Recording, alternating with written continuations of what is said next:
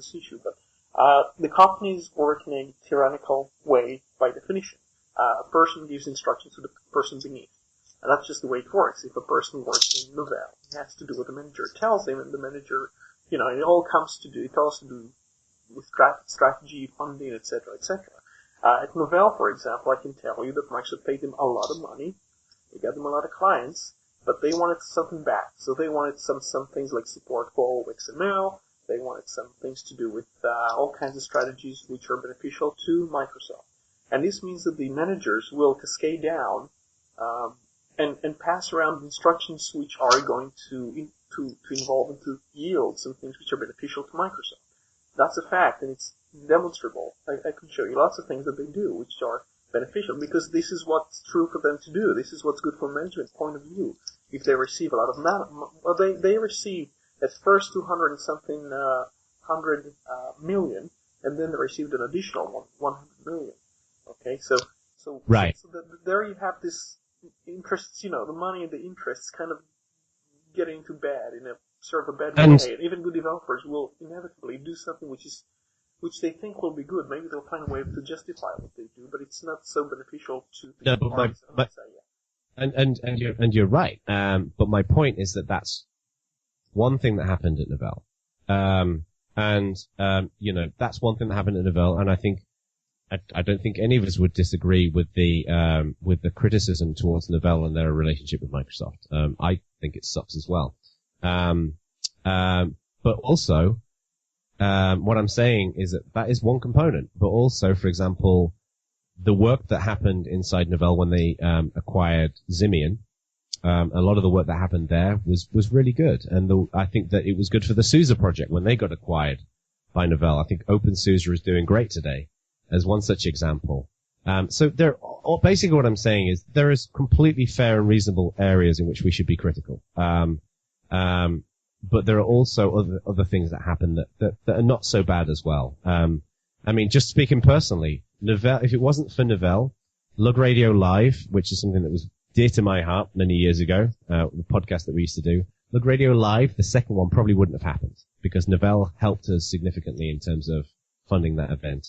And they were completely cool. They just said, here, have some money. We think Lug Radio is cool. And so, I'm just saying that, I'm not saying that you're wrong, Roy, by any stretch for being critical. I'm just saying that these companies are so big that they make some great decisions and they make some stupid decisions. And I just think it's always important for us to remember that. Well, I think, because we've deviated off the main topic of Ubuntu and why Jono was coming on. We want to speak to him about that. And I think, Roy, if you've got no objections, we'll move on to the final section where I'm going to throw a few taxing questions towards Jono about his 7/5 project. Is that okay with you, Roy? Yeah, of course. Yeah. Right. Jono. For those that don't know, Jono has numerous heads, and one of which is he has a band called 7/5. I'm sure many people already listen to that, and I'm a rather big fan of that music.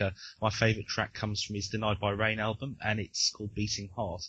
I strongly recommend I strongly recommend anybody who's into metal to listen to that. I believe I featured it already on one of the shows. We played that on one of the episodes. But yeah, I've got a few questions, and you thought you asked questions before. It's nothing compared to now, Jono. So you're gonna be taxed to the sinews of your knowledge about metal music. But the first question I've got is: did you manage to find a drummer?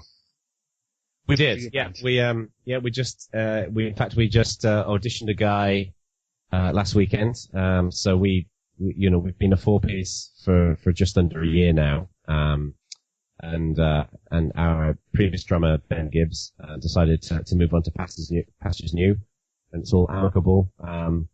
But that meant trying to find a replacement, and finding drummers is always really hard. There's a lot of guitarists around, but drummers is pretty complicated. So we auditioned a bunch of people, and we found a new guy, and he's called Jim Walls, which means that we've got 2 Jims in the band, which makes things complicated, but he's good.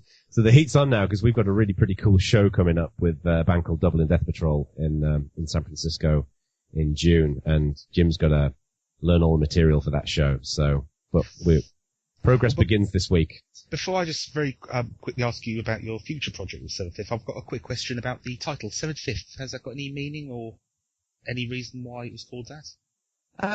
Not really. I mean, I was trying to think of a cool name for the band. I mean, originally 7/5 was a solo project that I set up in 2008, and I didn't really have a cool name for it. I mean, my previous band when I was in England was called Seraphidian, and that was a combination of seraph and ophidian, which is seraph is the order of angels and ophidian is the order of snakes, and we thought it sounded quite cool together. And of course, it's a completely new word, so you get loads of great Google juice. 7/5, I'd watched this documentary about the American Constitution, and I just had this visual idea of someone ripping the Fifth Amendment in half, and I thought that sounded quite cool. So I came up with the name 7/5. But it's cool because people have interpreted it in lots of different ways, and there's nothing official. It was just something I came up with. And what if you could only choose 3 bands, and I was to ask you your influences for your music, what 3 bands would you choose? Oh, good question. Wow, that's a hard question. You see, now I'll make it a bit easier because I'll tell you what I see when I listen to your music. There's 2 bands that predominantly stick out to me, and that's Sepultura and Metallica. Some of the riffs. Yeah, that's definitely yeah, that's definitely in there. I mean, I think if I was to pick the bands, Iron Maiden is definitely one of them. I mean, Iron Maiden was my first love, will probably always be my last love when it comes to music. I'd say that Megadeth as well, early Megadeth, around their kind of Rust in Peace era, is a key influence. And then probably as a third one, I'd probably say a band called Overkill, which are a thrash band from New Jersey. And I love those guys. I love the singing and the style. So I'd probably say those 3, but I have a pretty diverse set of musical influence. I just listen to music all day, every day while I'm working, so I listen to hundreds of bands all the time. So what's coming up with the next 7/5 project?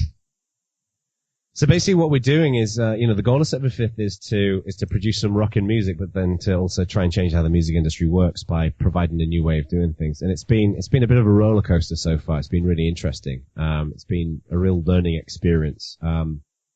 Particularly since we've been getting together, and going out and playing shows in the local area. I mean, when 7/5 started out, it was just a set of ideas that I had, for a hobbyist guitar player and singer, to put together. And I recorded the first album and did it all myself and put it out there. I'm pretty happy with it, Denied by Rain.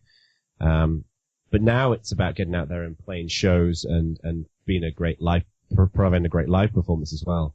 But it's been interesting seeing how the philosophy of the band is adjusting as I'm getting to know and work with people who work every day inside their music world. The Bay Area where I live is like Hollywood for metal. So many great bands are from around here. Metallica are from around here. Machine Head are from around here. Exodus are. Violence are from around here. Forbidden. All of these different bands are local. And it's interesting getting to know a lot of these musicians in some of my favorite bands and their perspectives on the philosophy. And a lot of them think it's really cool, but a lot of them are kind of freaked out by it as well. And that's been fascinating. I appreciate it. It's a bit of a difficult question. It encompasses probably quite a few points. But is there ever a conflict between your work with Canonical and your work with 7/5 as a extreme metal, shall we say, band?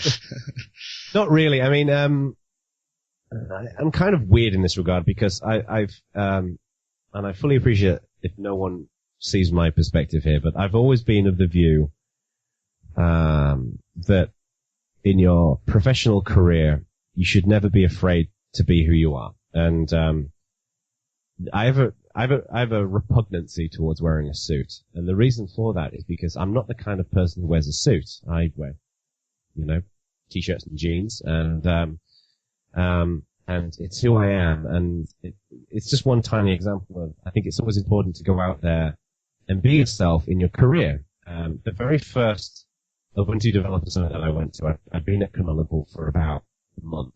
And, I've joined this company that's got 40 or 50 people in it who are all complete legends in terms of technology. I mean, these are people who are my heroes. I'm going to be working with Colin Watson, I'm going to be working with Ian Jackson and Scott James Ronan and all these amazing people who I've been tracking for years, and working with Mark Shuttleworth, who I had no idea who he was until he started Ubuntu. And I fly out